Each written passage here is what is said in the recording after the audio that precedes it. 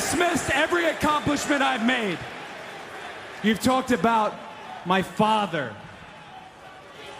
Well, you call me an entitled millennial, I call you a carny succubus, because the dirty secret about you, the dirty secret is you need this generation more than it needs you. What up, y'all? It's KMB, the Sexy Ninja, in the place to be for a Paper Saber universe, and this is the New World Podcast, brother. We're talking about Dynamite, March 19th, 2025. Tony Taz Excalibur on commentary. We're at the Liberty First Arena in Omaha, Nebraska.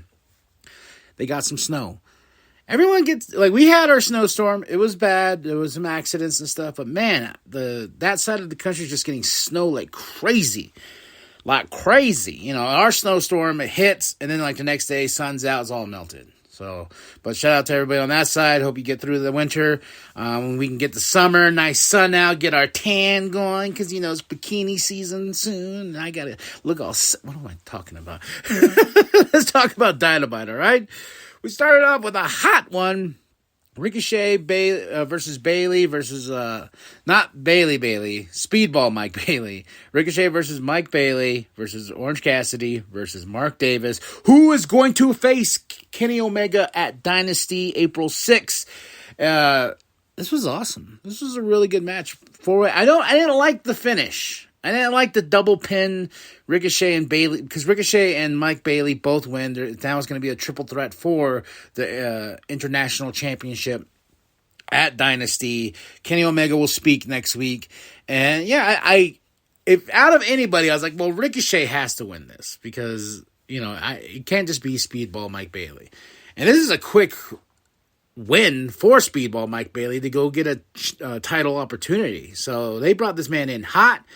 I like Speedball. I really enjoy his stuff in TNA. I hope he does more here. And I feel so bad for, like, an Orange Cassidy. Like, they've done really nothing with him. He just keeps losing and losing and losing. And in this match, Mark Davis proved how much of a beast. I already knew he was, but showing this crowd, like, yeah, Mark Davis is nothing to mess around with. A big barrel-chested son of a bitch. Don Callis on commentary. I really did enjoy this match. I didn't care for the finish, but I will enjoy Ricochet versus Speedball Mike Bailey and Kenny Omega at Dynasty. So this pay-per-view is shaping up, and I'm very excited about that. And then we have the Hurt Syndicate package. They hurt people. They hurt people. I'm so curious if MJF is going to join them. So curious. TBS Championship match, Mercedes Moné versus Billy Starks. Once again. Awesome match, man. Some weird moves, especially one towards the end where she just basically dropped Mercedes Moné on her head. Billy took on the apron and everything, and that's what pretty much got her in a submission. And Mercedes Moné retains her TBS championship, but Billy Starks looked really good. And this was an awesome match. So a good night for some wrestling, especially some women's wrestling. And Mercedes Moné is still undefeated. I'm just thinking on this roster, who can take out Mercedes Moné? And when will Mercedes Moné drop that championship and go for the AEW World Championship? You know, I just been curious about that. Like, when will she move on from this TBS championship? I have a person that I want to be TBS champion, and that's Athena. Yeah, I would love Athena to finally come up from Ring of Honor. Like, I feel like Athena should come up from Ring of Honor. They've been holding her down for so long. Or she can go back to WWE. Either or. We got the Outrunners package. I forgot the team's name. Mavericks or something like that. I don't know. They were hyping up some basketball team. And they announced Collision, Slam Dunk Saturday and Sunday. I was like, 2 AEW shows. All right, you know, just be happy you got some wrestling in your life. We got an MJF promo. He said he's been holding that card, thinking about Hangman. He needs to get his Triple B back. He wants to be the champion again, and maybe he has to join a group to do so, because Dictator Moxley, he calls him, is holding that championship ransom with his bandits, his Death Riders, or as I call them, the Mox Cult. And he will have MVP's answer next week. And now, let's get right into the nitty-gritty, because it ain't pretty. The AEW World Championship match, the street fight. Okay, Mox wins in a chokeout. Stupid. I hate that shit, dude. I really did not like this match. I did not. And for shock and awe, Spike, whatever, the Spike in Mox's back, and I'm the comments I'm seeing are driving me nuts. Well, I guess you didn't grow up in the Attitude Era. I guess you are a PG era candidate showing. No, this is just gross. Come on, man. Like, yeah, I get it. Like, taste change as we get older. I used to love Extreme Championship Wrestling, that EC dub, death matches and stuff like that. But for the sake and safety of these wrestlers and performers, you don't need to go do this, man. And the fact that they got stuck so far in his back, they had to kind of like, help pull it out.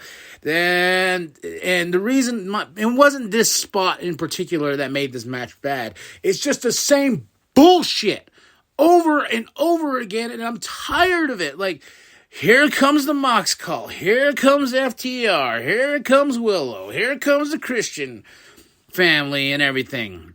It's like we've seen it over and over again, and the only thing new they brought to the table was the spot with the stupid Spike. That's the only thing new they brought to the table, and it's boring. Nothing. Like, I watched this, my wife was like, I want to see this spot. It's like, all right, we watched the match. I'm like, yeah, this is garbage, man. She's like, well, it's not that bad. I was like, it's not bad in the sense of bad. It's just, it's boring. It just does nothing for me. And people are like, oh, well, maybe you should just turn it off. Yeah, well, I should.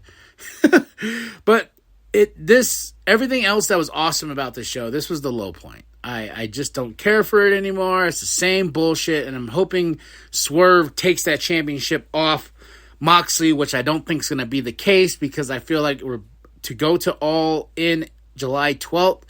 Will Ospreay is going to want to dethrone Moxley. I just got a feeling. I just have a feeling. It's just a feeling. I'm hooked on a feeling. I'm sick of this bullshit. All this Mox called and Cope stuff. And FTR, I don't know if they're trying to go bad or whatnot. They just don't shake hands, especially Dax. He's just angry. He's an angry mustache man. I tried to help Edge Cope put out his hand, and Dax is like, no. But Cash is like, oh, I'll give you a hug. And Willow's there. Everyone gives Cope his flowers. What do we do with Cope now? He's lost to Moxley twice, basically, and getting choked out. I hate that so much, man. And they don't give it enough. The ref doesn't give it enough time to be like, oh, he's out. He's out. Like, no, like, he's just automatically goes into this hold, and Cope is dead. And that's the finish. So, same bullshit. Don't want it. We get Bandito and Johnny TV. Johnny challenges Bandito at one of the slam dunks. I can't tell you which one this weekend, but Renee was there, and we saw it all, and Bandito accepted Johnny TV's challenge. Will Ospreay versus AR Fox. Come on, man. This is awesome. This is some good stuff right here. I love AR Fox. I feel like they should treat him better, and I feel like he should be somebody that should join a group or get a singles run, change up his look, because AR Fox is a really talented dude, and him and Will Ospreay, they did the tango here, and I was very happy. Will Ospreay got the win.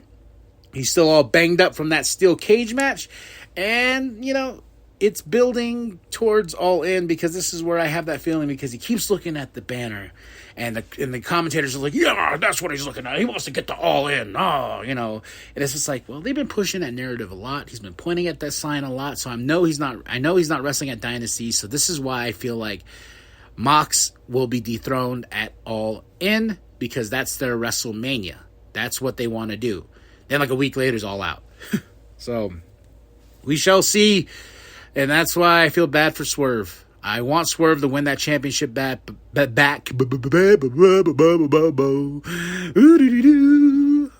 we get Renee with the angry Hangman as usual.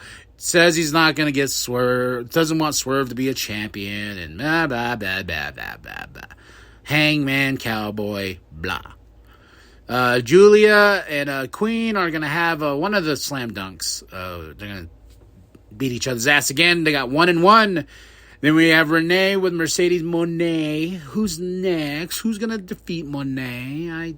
don't moan me. Bam. Lots of sounds today. But hey, let's get to a main event like Chris Statlander versus Megan Bayne. I was like, yeah. And I will say this. I said this the last one of the last podcasts. When Megan Bayne attacked Toni Storm, I put sigh. You know, and I was like, I don't know. This Megan Bayne, I like, she's big, she's strong, she's beautiful, like, but nothing really until this match. And she has Penelope as her little henchwoman. And I will say Chris Statlander versus Megan Bayne is my match of the night. Toni Storm on commentary always makes it fun. All these sexual references she does and picking on Tony Schiavone. You know, Chris Statlander versus Megan Bayne makes me a Megan Bayne fan. And I really like Chris Statlander now. And this match was my match of the night. It was awesome. And when Megan throws Chris into Toni Storm and she's like, watch this, and she goes and gives her 2 F5s, one on the outside, one on the inside, and gets the 1, 2, 3. Toni Storm gets up, she starts putting the tape around her hand, and then they start fighting, and I was like, oh my God, I did not know. Now I want this match. I was so like, on it. I was like, I don't want this. But no, I want this match.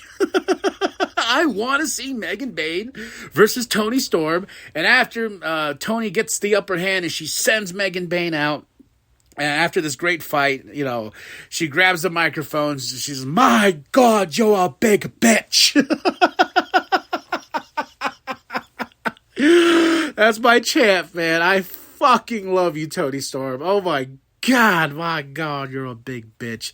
And she's like, and then she puts the challenge there. She goes, you and me at Dynasty, April 6th. And that's the way we end the show.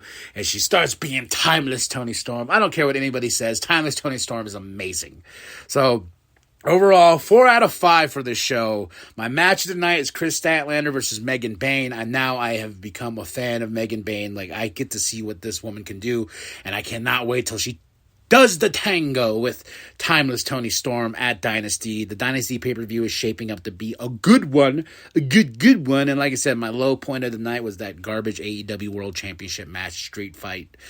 Mox called FTR over and over. It's like I'm in purgatory. I keep seeing it over and over and over. Moment of the night, I gotta say, just what Toni Storm does. She's grabbing the mic. And I love the fact she taped her hand. She's like, we're going to fight, bitch. We're going to fight.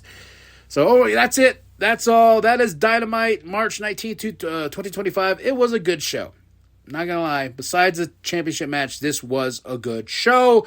Tony Taz, Excalibur on commentary. We're in Omaha, Nebraska. Liberty First Arena. That's it. That's all. Show it your grandma. Show the bum down at Walmart. I am KMB, the Sexy Ninja. And remember that the New World Podcast is for life, brother.